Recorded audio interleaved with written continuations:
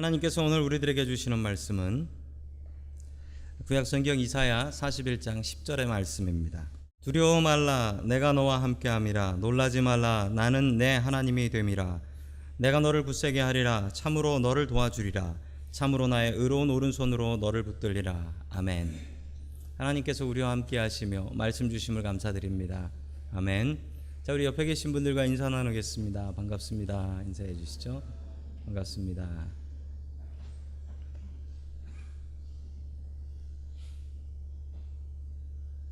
자, 이사야서는 참 깁니다. 가장 긴 선지자서인데요. 66장이나 있습니다. 이사야서는 두 부분으로 나눌 수가 있는데 화면을 보시면 여러분들이 읽어보시면 당연히 아실 수 있습니다. 1장부터 39장까지는 끔찍한 심판에 대한 이야기들이고요. 40장부터 66장까지는 위로의 말씀입니다. 완전히 다른 두 가지의 말씀으로 구성되어 있죠. 여기서 우리가 선지자의 역할을 알 수 있습니다. 선지자는 두 가지를 하는 사람인데, 하나님 뜻대로 살지 않는 사람들한텐 심판받는다라고 얘기하는 것이고요, 또한 두려움에 떨고 있는 백성들한테는 위로를 선포하는 것이 선지자의 역할인 것입니다. 여러분, 그런데 이 선지자의 역할은 우리 크리스찬들의 역할이기도 하고요, 또한 우리 교회가 감당해야 되는 역할이기도 합니다. 오늘 하나님의 말씀을 통해서 심판과 위로의 말씀 받을 수 있기를 주님의 이름으로 간절히 축원합니다. 아멘. 첫 번째, 하나님께서 우리들에게 주시는 말씀은 하나님께서 죄인을 심판하신다라는 말씀입니다. 하나님께서 죄인을 심판하신다. 구약시대에는 세 가지 중요한 직분들이 있었습니다. 자, 화면을 보시면 왕과 제사장과 선지자들입니다. 여러분, 왕은 누가 될 수 있었냐면 왕족이 될 수 있었죠. 그리고 제사장은 레위인이라고 하는 사람들만 될 수 있었습니다. 자, 그러나 선지자는 독특한 것이, 선지자는 아무나 할 수 있었습니다. 아무나 하고 싶은 사람이 아니라 아무나 하나님께서 내가 해야겠다라고 명령해 주시면 그 사람은 선지자가 되는 것이었습니다. 왕과 제사장은 서로 친했습니다. 그래서 제사장은 왕이 잘못하는 것을 지적하지 못했습니다. 그러나 선지자는 달랐습니다. 선지자는 하나님께서 가서 전해, 왕 그렇게 하면 죽는다라고 얘기하면 제사장은 가서 왕 그렇게 하면 죽소라고 얘기를 했습니다. 그런 얘기하다가 왕한테 붙잡혀서 감옥 간 선지자들도 많았고, 그렇게 얘기했다가 붙잡혀서 맞아 죽은 선지자들도 많았습니다. 다윗의 이야기를 보면, 여러분, 다윗이 자기 부하 우리야를 잡아 죽이고 그의 아내였던 밧세바를 빼앗아서 데리고 살고 있었을 때 그 누구도 다윗에게 가서 그 얘기를 하지 못했습니다. 그런데 누가 가서 다윗한테 그러면 안 돼라고 얘기했을까요? 자, 우리 화면에 있는 사무엘하 12장 7절 말씀 같이 봅니다. 시작. 나단이 다윗에게 말하였다. 임금님이 바로 그 사람입니다. 주 이스라엘에 이렇게 말씀하십니다. 내가 너에게 기름을 부어서 이스라엘의 왕으로 삼았고 또 내가 사울의 손에서 너를 구하여 주었다. 아멘. 수많은 제사장들이 이런 이야기를 다윗에게 못했습니다. 오직 나단이라는 선지자가 자기 목 걸고 죽을 각오하고 왕한테 가서 얘기했습니다. 다윗이 이 말을 받아들이지 않았다면 나단은 그냥 죽는 겁니다. 그러나 이 나단 선지자는 자기 목숨 내놓고 하나님의 말씀 가서 증거했습니다. 이렇게 선지자들은 메신저 폼이라는 것을 사용해서 자신의 말과 그리고 하나님의 말씀을 구별했습니다. 그 메신저 폼이라고 하는데요, 히브리 말로는 코 아마르 야훼라는 말입니다. 저게 무슨 말이에요? 코는 이렇게라는 뜻이고요, 아마르는 말했다라는 뜻이고요, 야훼는 하나님이라는 뜻입니다. 하나님께서 이렇게 말씀하셨다. 한글 성경에는 여호와께서 이같이 말씀하시되 라고 번역을 하고요, 영어로는 God said that 이라고 나옵니다. 자, 아까 보셨던 말씀을 보시면은 이 나단 선지자가 정확하게 메신저 폼을 사용하고 있는 것을 보실 수 있습니다. 어디 나오지요? 주 이스라엘의 하나님이 이렇게 말씀하십니다 라고 메신저 폼을 사용해서 하나님의 말씀을 증거하는 것을 볼 수 있습니다. 여러분, 교회는 세상의 빛과 소금이어야 합니다. 세상의 빛과 소금이 되어야 되는 교회가 세상을 향하여서 잘못되는 것은 잘못되었다라고 이야기할 수 있어야 됩니다. 왜냐하면 크리스찬들은 사람보다 하나님을 두려워하는 사람들이기 때문에 그렇습니다. 한국에 교회가 들어오고 나서 한국 사회는 변화되었습니다. 약 100년 전에 한국에 크리스찬티라는 기독교가 들어왔는데, 그러고 나서 어떻게 변화되었냐면, 여러분 화면을 보시면요, 3.1운동 당시의 지도가 나옵니다. 3.1운동이 일어났던 곳의 지도입니다. 그런데 저 지도는 정확하게 당시 한국 교회들이 어떻게 있었나 그 분포도를 보면 두 지도가 정확하게 일치합니다. 왜 그랬을까요? 왜냐하면 그 당시에 33인의 민족 대표들이 계셨는데 그 중에 자그마치 16명이 기독교인이었습니다. 그럼 그 당시에 한 50%가 크리스찬이었냐고요? 그렇지 않습니다. 얼마 되지 않았는데 이 크리스찬들은 세상의 불의한 것을 보면서 가만히 있지 못했더라라는 것입니다. 여러분, 3.1운동이 왜 3.1운동인 줄 아시죠? 영 모르시는 눈치세요? 근데 3월 1일 날 있었으니까 3.1운동이지요. 그런데 왜 3.1운동이 3.1운동이냐면, 원래 이 3.1운동을 계획했던 사람들은 3월 3일 날, 이 날이 언제였냐면 우리 The Last Emperor였던 우리 고종 황제, 마지막 황제였던 고종 황제의 장례식이 있었던 날입니다. 전국에서 이 장례식을 보기 위해서 사람들이 한양으로 모일 것이기 때문에 그곳에서 우리가 독립운동을 하자라는 생각이었지만, 감히 우리가 마지막 가시는 국왕의 장례식을 더럽힐 수 있겠냐? 안 된다 라고 해서 하루를 늦출 수는 없고, 그럼 하루를 당기자 라고 해서 3월 2일 날 하자라고 했는데 3월 2일 날이 마침 일요일이었습니다. 주일이었어요. 자, 민족 대표였던 기독교인들 대표가 이렇게 얘기했습니다. 주일은 거룩하게 지켜야 되니 이날은 3.1운동을 할 수가 없습니다. 만약 이날 하게 된다면 우리 기독교인들은 예배 드려야 되니까 많이 참여할 수가 없습니다 라고 양해를 구했습니다. 그러자 그러면 3월 1일로 합시다. 3월 1일 토요일 날 합시다. 그래서 수많은 기독교인들이 이 3.1운동에 참여했고, 수많은 교회들이 불이 탔고, 그리고 수많은 교회들이 3월 2일 날 주일 예배를 드릴 수가 없었습니다. 다 붙잡혀가서.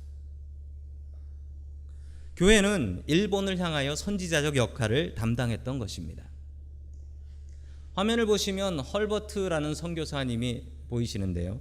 참 유명한 선교사님이시죠. 저분은 미국 사람이십니다. 그리고 공부를 참 잘하셔서 그 동부에 있는 아이비리그라는 달트머스라는 대학을 나오셨습니다. 한국 선교사로 가셨는데, 한국이 일본한테 식민지, 컬러나이즈, 식민지가 된 것을 잘못된 것이라고 전 세계에 주장하다가 일본한테 추방 익스펠 당했습니다. 헐버트 선교사는 평생 한국을 그리워하면서 사셨습니다. 자신은 미국에서 독립운동하겠다고 이분이 미국 국회에 로비를 합니다. 로비를 내서 한국을 독립시켜야 되고 일본이 못된 짓을 하고 있다라는 것을 알립니다. 그리고 미국 전국에 있는 교회를 돌아다니며 우리가 한국을 도와야 됩니다. 한국을 독립시켜야 됩니다. 이 설교를 들은 수많은 젊은이들이 2차 세계대전에 참여했고, 그 덕분에 한국은 독립할 수가 있었습니다. 저 선교사님의 선교사적 역할 덕분입니다. 다시 히스기야의 이야기로 돌아갑니다. 히스기야 때, 히스기야가 몸이 좋지 않았는데 멀리 바벨론, 지금 이란 지역입니다. 바벨론에 있는 사신들이 히스기야가 아프다고 하니 인사하러, 문병하러 나아옵니다. 히스기야 왕은 기분이 좋았습니다. 자기가 아프다고. 멀리 알지도 못하는 그 큰 나라 바벨론에서 사신들이 나를 찾아왔다. 히스기야는 이걸 자랑하고 싶었습니다. 그리고 멀리서 온 바벨론 사신들에게 나에게 이런 보물들이 있다라는 것을 보여주기 시작했는데 성전에 있는 보물들도 보여줬습니다. 그게 자기 건가요? 그게 자기 거가 아닌데.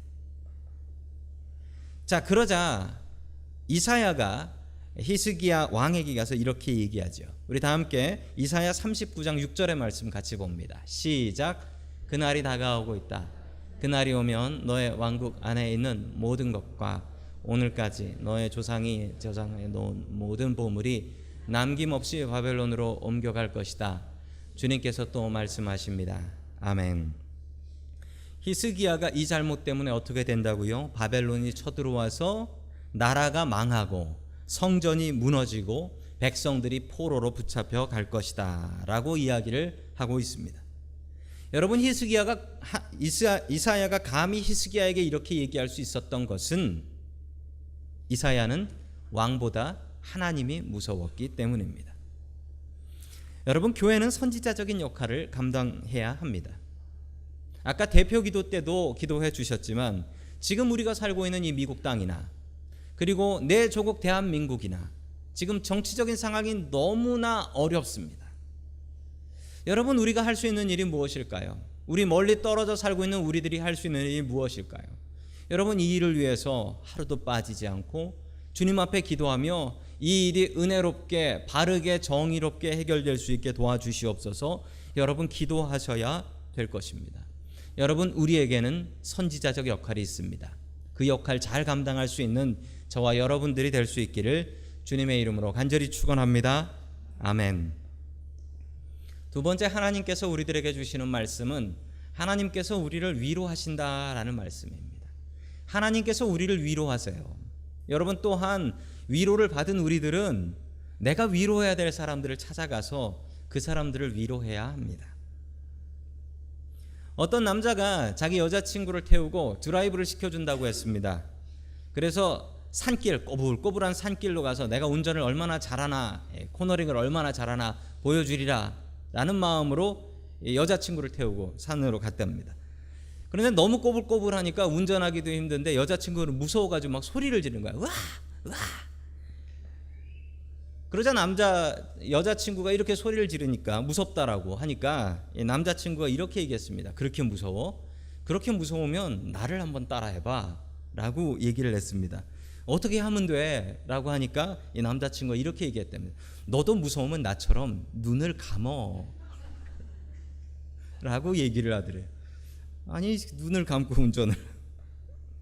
여러분, 세상에 겁이 없는 사람이 어디 있겠습니까? 어떤 분은 겁이 있는 사람이 있습니다 라고 하면서 저에게 오셔서 목사님 참 겁이 없으신 것 같아요 라고 말씀하시는 분이 계셨습니다. 왜 그렇습니까? 라고 했더니만 눈이 작아서요 라고 얘기하셨어요.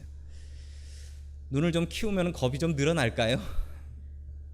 세상에 두려움 없는 사람은 없습니다. 어떤 사람은 죽는 것도 겁이 안 난다라는 사람이 있던데 그런 사람들은 보니까 죽는 건 겁이 안 나는데 사는 게 겁이 나서 죽으려고 그러더라고요. 사는 게 겁이 나서. 여러분, 세상에 두려운 거 없는 사람은 없습니다. 다시 이스라엘의 이야기로 돌아갑니다. 지금 남유다는 두려워 떨고 있습니다. 왜 두려워 떠냐면요, 북이스라엘이라는 자기 형제 나라가 북쪽에 있었는데 그 나라가 BC 722년에 아시리아라는 나라한테 멸망을 당합니다. 그리고 이제 남유다라는 작은 나라가 아시리아라는 슈퍼파워 초강대국을 상대해야 되는 꼴이에요. 얼마나 무섭습니까? 이제 이 나라 망할 일이 얼마 남지 않았다라고 생각해서 두려워 떨고 있을 때 이사야는 더 큰 나라 바벨론이라는 나라가 와서 이 나라를 멸망시킬 것이다 라고 예언했습니다. 백성들은 두려워 떨고 있었습니다. 그때 하나님께서 이사야에게 주신 사명, 미션이 바로 내 백성을 위로하라 입니다. 내 백성을 위로하라. 자, 우리 이사야 40장 1절의 말씀을 같이 봅니다. 시작. 너희는 위로하여라. 나의 백성을 위로하여라. 너희의 하나님께서 말씀하신다. 아멘. 바로 앞절까지는 멸망한다 였는데 40장 1절부터 위로하라라는 것으로 주제가 바뀝니다. 교만했던 히스기야 왕에게는 그렇게 살면 죽는다라고 심판을 선포하지만 두려움에 떨고 있는 백성들에게는 하나님께서 위로하신다, 하나님께서 힘주신다, 하나님께서 회복시켜 주신다라고 약속하고 계신 것입니다. 여러분, 하나님의 위로가 참된 위로입니다. 여러분, 그래서 한국말이 참 재밌어요. 왜 위로가 위로인 줄 아세요? 위에서 내려오니까 위로래요.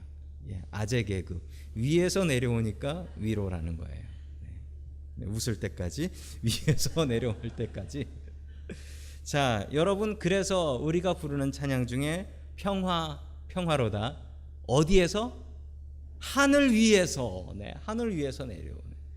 여러분, 땅에서 오는 평화는 잠깐이에요. 그런데 저 하늘 위에서 내려오는 평화는 영원한 평화입니다. 여러분, 옆에 계신 분들과 이렇게 인사해 주십시오. 하늘의 위로를 빕니다. 하늘의 위로를 빕니다. 자, 그런데 하나님께서 이스라엘 백성들을 위로하시는데 좀 이상한 말씀으로 위로를 하세요. 자, 우리 41장 14절 말씀 같이 봅니다. 시작. 너 지렁이 같은 야곱아, 벌레 같은 이스라엘아, 두려워하지 말아라. 주님께서 말씀하시기를 내가 너를 돕겠다. 나 이스라엘의 거룩한 하나님이 너를 속량한다고 하셨다. 아멘. 하나님께서 이스라엘 백성을 뭐라 하십니까? 지렁이, 벌레. 왜 하나님께서 이스라엘 백성을 지렁이라고 하십니까? 여러분, 우리의 인생이 지렁이 같기 때문에 그렇습니다. 왜 지렁이 같냐고요? 지렁이는 힘없어서 남한테 짓밟힙니다. 좀 커서 뱀이라도 되면 무서워서 피하기라고 하지, 지렁이는 사람들이 밟습니다. 지렁이는 야, 비 온다 하고 밖에 나가면 햇볕 나서 말라 비틀어져 죽습니다. 그게 지렁이입니다. 자기 앞날도 모르고 짓밟히고 어떻게 살아야 될지도 모르는 게 지렁이 같은 인생입니다. 여러분, 그런데 맞습니다. 우리가 지렁이 같다고 칩시다. 그런데 왜 우리를 위로하시면서 지렁이라고 합니까? 위로하시는데 왜 지렁이라고 무시하세요? 그런데 여러분, 이게 무시하는 이야기가 아니에요. 너희들 지렁이 같지만, 지렁이 같은 인생이지만 귀여운 내 새끼 지렁이다 라는 거예요. 사랑하는 내 새끼 같은 지렁이라는 거예요. 여러분, 하나님께서 지렁이의 아버지 되십니다. 여러분, 저도 그렇고 아내도 그렇고 나이를 조금씩 먹다 보니까 기억력이 자꾸 떨어지는 것 같습니다. 그래서 가끔은 걸레를 냉장고에 넣어놓고 냉장고 걸레가 어딨냐라고 찾고 자기가 넣어놓고 왜 걸레를 여기다 놨냐고 따지기도 합니다. 그리고 핸드폰이 어딨나 찾으면서 아무리 찾아도 없네라고 하면 왜 이렇게 귀가 따끈하지?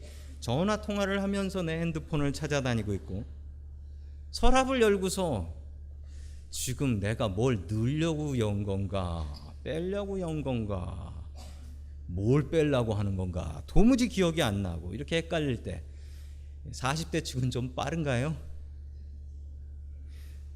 제가 아내에게 신신당부와 다짐을 한 게 있습니다. 아무리 정신없어도 되지만 애는 잊어버리지 마라 라고 다짐을 시켰고, 지금껏 한 번도 애를 잊어버린 적은 없었습니다. 참 감사했습니다. 그런데 알고 보니 애들이 겁이 많아서 부모를 떨어지려고 하지 않는 것이었어요. 한번 떼보려고 했더니 안 떼지더라고요. 겁이 많아가지고. 그래서 저 겁이 많아가지고 떨어지지 않아서 그랬던 경험이 있습니다. 지난 여름에 저희 동네에서 있었던 일입니다. 아주 더운 여름날이었는데 쇼핑몰에 경찰과 소방차가 와 있고 사람들이 이렇게 모여 있었어요. 그리고 소방관 한 분이 차 유리창을 깨고 있었습니다. 그 안에 아기가 타고 있었어요. 아기가 타고 있었어요. 오죽하면 저런 스티커가 있겠습니까? 그런데 참 기가 막힌 것은 좀 있다가 어떤 여자분이 쇼핑 카트를 몰고 이렇게 오시다가 그걸 보고 나서 깜짝 놀래가지고 뭐 울고 불고 난리를 치면 나는 몰랐다라고 소리를 지르는 것을 보았습니다. 갓난아기인데 저는 하나님의 이 말씀이 생각이 났습니다. 우리 이사야 49장 15절 말씀 같이 봅니다. 시작. 어미가 어찌 제 젖먹이를 잊겠으며 제 태에서 낳은 어찌 긍휼히 여기지 않겠느냐. 비록 어머니가 자식을 잊는다 하여도 나는 절대로 너를 잊지 않겠다. 아멘. 어머니가 젖먹이를 잊어버립니까? 쉽지 않지만 잊어버리더라고요. 쉽지 않지만 충분히 그럴 수 있습니다. 제가 증거 보여드릴까요? 저기 화면에 있는 분들이 다 자기 아이를 차에다 뒀다가 붙잡히신 분들이에요. 아는 분 있나 찾지 마세요. 혹시 여기 계신 분 중에 여러분 충분히 아이를 잊어버릴 수 있습니다. 여러분 그러나 하나님께서 뭐라 말씀하십니까? 어머니가 젖먹이를 잃어버릴 수는 있다. 그러나 나는 너희들을 절대로 잊지 않는다. 아무리 지렁이 같다 할지라도. 자, 계속해서 우리를 위로하시는 말씀입니다. 이사야 41장 10절 말씀입니다. 시작. 두려워하지 말라. 내가 너와 함께함이라. 놀라지 말라. 나는 내 하나님이 됨이라. 내가 너를 굳세게 하리라. 참으로 너를 도와주리라. 참으로 나의 의로운 오른손으로 너를 붙들리라. 아멘. 두려워하지 말아라. 영어로 보시면 So do not fear. 명령문입니다. 명령이에요. 두려워해도 되고 두려워하지 않아도 되고 이런 것 아닙니다. 두려워하면 안 된답니다. 왜 안 되는 줄 아십니까? 여러분 부자 아버지를 두고 나서 두고 있는 자식이 돈 없어서 어떡하지 돈 없어서 어떡하지 라고 하면 그건 자기 아버지 무시하는 겁니다. 그렇죠? 능력의 하나님 아버지 옆에 두고서 이거 어떡하지 저거 어떡하지 하면 그건 뭡니까? 죄송합니다. 하나님 안 믿는 겁니다. 진짜 제대로 믿으면 믿는 구석 제대로 있으면 두렵지 않습니다. 모든 것을 해결하실 능력의 하나님이 계신데 왜 두려워하고 왜 걱정하십니까? 계속해서 영어 성경을 보면 For I am with you 라고 나와요. 왜냐하면 내가 너와 함께 하기 때문에. 여러분 든든하신 하나님께서 함께 하시면 우리에게 두려움이 없습니다. 여러분 임마누엘이라는 말이 있습니다. 하나님께서 우리와 함께 하신다. 하나님께서 우리를 너무 사랑하셔서 우리와 함께 하시고 우리 걱정이 너무 되어서 우리와 함께 하시고 자식 걱정 너무 되어서 지렁이 같은 우리 걱정이 너무 되어서 지렁이로 태어나셨습니다. 지렁이가 되셨습니다. 여러분 하나님께서 함께 하시면 두려움 없습니다. 두려움 없어요. 평생 좋아했던 여자친구가 있었는데 그 평생 좋아했던 여자친구를 초등학교 때부터 따라다니면서 결혼한 남자가 있었습니다. 결혼해서 행복하게 사나 했는데 어느 날 이 여자친구가 교통사고가 나서 먼저 죽어버렸어요. 이 남자는 너무 슬퍼서 사랑하는 자기의 아내의 장례식을 치르고 나서 정말 폐인처럼 매일매일 술 먹으며 나도 따라서 내 아내와 같이 죽을 거다라는 말을 되풀이하곤 했습니다. 그러던 어느 날 아들은 밤새 술을 마시고 내가 다리에 떨어져서 죽어서 내 아내가 가 있는 곳으로 같이 가야지라고 생각하며 다리에 갔습니다. 그리고 마지막으로 세상의 모습이나 한번 보자라고 둘러보는데 저 옆에 사람 하나의 모습이 보였습니다. 이 저녁 늦은 시간에 웬 사람일까라고 자세히 보니 그분은 바로 자기 아버지였습니다. 아들은 아버지에게 이렇게 얘기했습니다. 아버지, 뭐하러 여기까지 오셨어요? 라고 이야기를 하니 아버지가 이렇게 얘기합니다. 내가 네 걱정이 돼서 잠이 안 오더라. 얼른 추운데 집에 들어가자. 자기 아들 손 붙잡고 집으로 돌아가서 아들 살려 놨답니다. 여러분 그 아버지가 하나님 아버지이십니다. 하나님께서 우리를 위로하십니다. 그리고 우리가 하나님께 위로를 받고 나서는 우리가 마땅히 해야 될 것이 있는데 우리가 주님의 이름으로 다른 사람을 위로하며 살아야 하는 것입니다. 여러분 주님께서 주시는 말씀입니다. 우리에게는 심판과 위로의 의무와 권리가 있습니다. 선지자의 그 두 가지 역할을 온전히 잘 감당할 수 있는 저와 여러분들이 될 수 있기를 주님의 이름으로 간절히 축원합니다. 아멘.